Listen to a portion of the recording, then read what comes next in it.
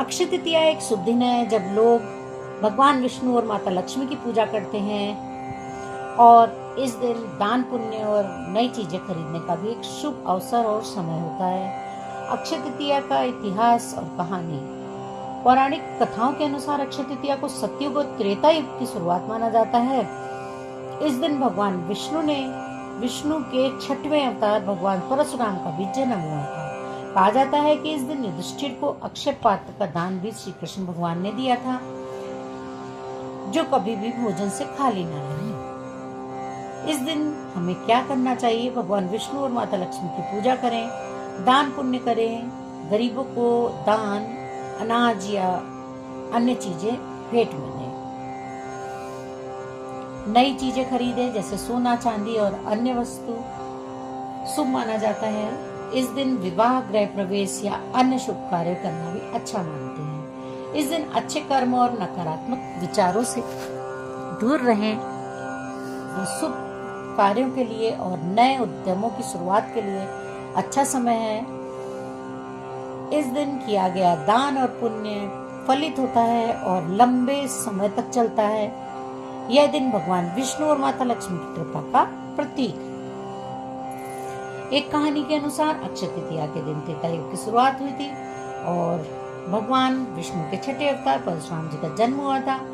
एक और कथा यह बताती है कि श्री महाभारत के लेखक महर्षि वेदव्यास ने भगवान गणेश जी को महाकाव्य सुनाना शुरू किया था। इसके अलावा यह दिन भगवान कृष्ण और उनके बचपन के मित्र सुदामा की मुलाकात से भी जुड़ा है। ये चैनल रंग बिरंगी दुनिया से मैं आज फिर एक नई जानकारी के साथ उपस्थित हो गई हूँ।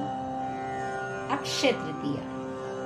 अक्षय तृतीया इस साल कब है? यह दिन कितना खास है? आइए जानते हैं अक्षय तृतीया का महत्व, इतिहास और इसकी परंपराओं के बारे में। अक्षय तृतीया 2 शब्दों से मिलकर बना है। अक्षय यानी जो कभी भी समाप्त ना हो और तृतीया यानी वैशाख मास के शुक्ल पक्ष का तीसरा दिन। मान्यता है कि इस दिन किया गया हर शुभ कार्य या निवेश चिरस्थायी फल देता है। इस साल अक्षय तृतीया कब है? यह दिन इतना खास क्यों माना जाता है? आइए सभी कुछ जानते हैं इस वीडियो में, तो बने रहिएगा अंत तक। अक्षय तृतीया की एक लोकप्रिय कथा है जो कि महाभारत से जुड़ी है। माना जाता है कि इस दिन भगवान कृष्ण ने पांडवों को अक्षय पात्र भेंट किया था।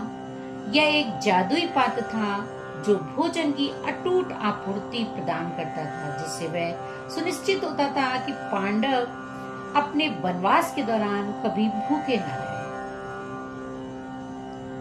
वैशाख मास के शुक्ल पक्ष की तृतीया को भारत का परिदृश्य उत्सव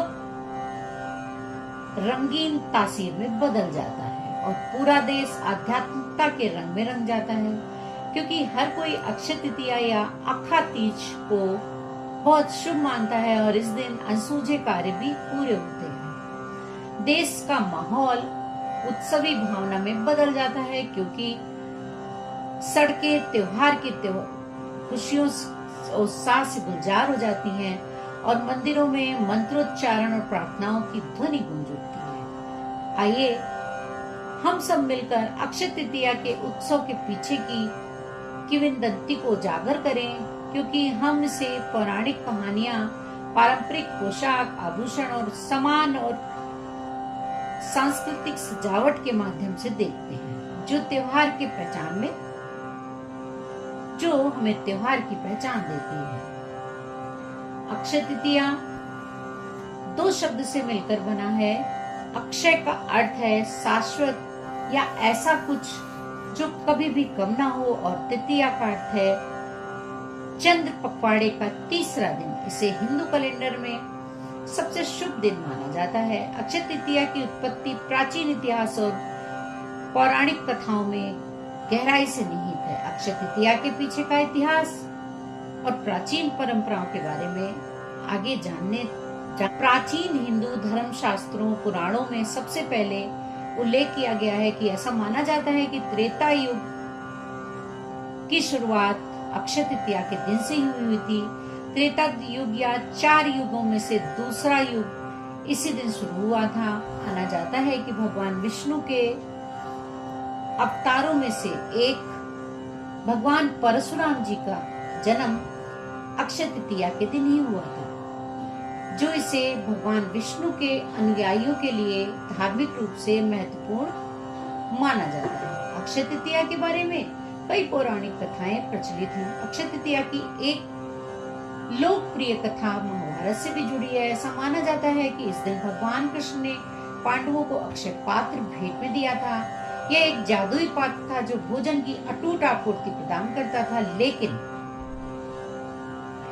जिससे यह सुनिश्चित होता था कि पांडव अपने वनवास के दौरान कभी भी भूखे न रहें। एक अन्य पौराणिक कथा में महान ऋषि वेदव्यास और भगवान गणेश जी की कहानी भी शामिल है। ऐसा माना जाता है कि महाकाव्य महाभारत का लेखन अक्षय तृतीया के दिन ही शुरू हुआ था, क्योंकि भगवान गणेश ने वेदव्यास द्वारा सुनाए जाने के दौरान बिना किसी रुकावट के महाकाव्य लिखना शुरू कर दिया था।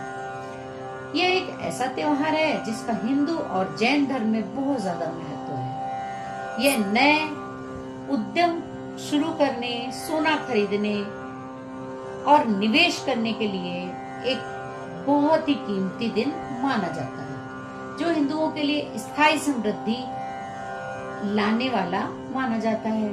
लोग दान पुण्य भी करते हैं और मंदिरों में जाते हैं और सफलता का धन के लिए आशीर्वाद लेने के लिए अक्षय तृतीया की पूजा की जाती है। तीर्थंकर देव के एक साल के उपवास के अंत का भी यह प्रतीक है, यानी कि जैन धर्म में भी यह त्योहार बड़ी धूमधाम से मनाया जाता है।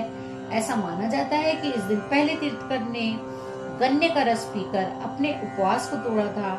जैन समुदाय इस त्योहार में उपवास और प्रार्थना करके भाग लेता है, जो आत्म संयम के गुणों का प्रतीक है। अक्षय तृतीया वास्तव में शाश्वत समृद्धि, अनंत मधुरता और शुभ शुरुआत का प्रतीक है। इसे गृह प्रवेश समारोह और शादियों के लिए भी आदर्श माना जाता है। यह व्यक्तियों को एक नई यात्रा शुरू करने, परिवर्तन को अपनाने और अटूट विश्वास के साथ आध्यात्मिक और भौतिक विकास की तलाश करने के लिए प्रोत्साहित करता है। अनुष्ठानों और रीति रिवाजों की सबसे आम प्रथा में भक्त पर एक विशेष पूजा करते हैं। देवताओं को फल, मिठाई, फूल चढ़ाते हैं और सफलता और मधुरता के लिए उनका आशीर्वाद मांगते हैं। लोगों का यह भी मानना है कि इस दिन सोना खरीदने से स्थायी धन और वित्तीय स्थिरता मिलती है। अक्षय तृतीया का महत्व इस दिन सोना खरीदने से निहित है, क्योंकि इसे अत्यधिक शुभ माना जाता है।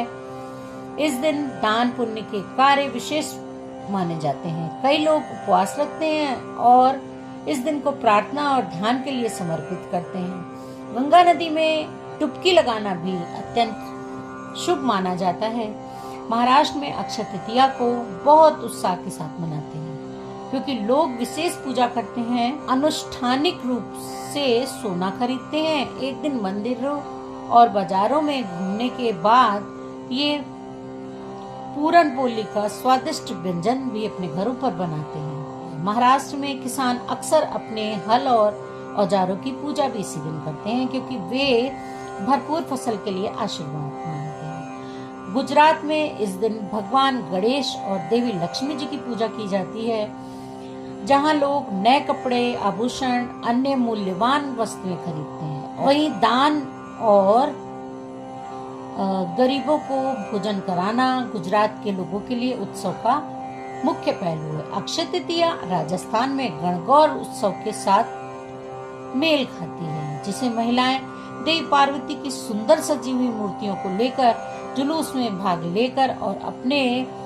पतियों की लंबी उम्र के लिए आशीर्वाद मांगते हुए बड़े ही धूमधाम से मनाती हैं। उड़ीसा में अक्षय तृतीया को चंदन यात्रा रूप में मनाया जाता है, जहां भक्त पुरी के जगन्नाथ मंदिर जाते हैं और देवताओं को चंदन का लेप और फूल चढ़ाते हैं। तमिलनाडु, कर्नाटक और आंध्र प्रदेश में जैसे कि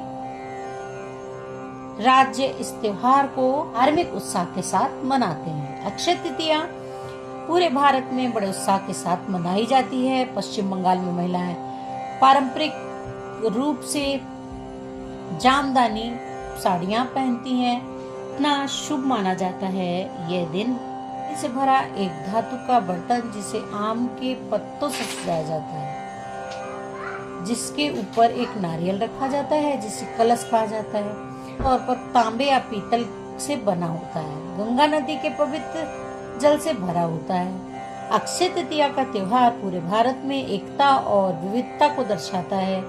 यह एक नए सिरे से आशा और सकारात्मक के दिन के रूप में कार्य करता है, जो लोगों को आशावाद और विश्वास के साथ जीवन की यात्रा को अपनाने के लिए प्रेरित करता है। अक्षय तृतीया का उत्सव अपने अनूठे अनुष्ठानों और प्रतीकों के साथ सांस्कृतिक अवसरों की एक बड़ी ताने बाने का हिस्सा है, जो समुदायों को खुशी और आध्यात्मिकता में एक साथ लाता है। तो कैसी लगी आप लोग को ये जानकारी, जरूर बताइएगा। ऐसी ही जानकारी और ब्लॉग्स के लिए हमारे चैनल को विद बेल आइकन सब्सक्राइब करना बिल्कुल मत भूलिएगा। जय श्री कृष्णा, जय श्री हरि। और अगर चैनल को अभी तक सब्सक्राइब नहीं किया है तो चैनल को विद बेल आइकन सब्सक्राइब करना बिल्कुल मत भूलिएगा। जय हनुमान, जय श्री राम।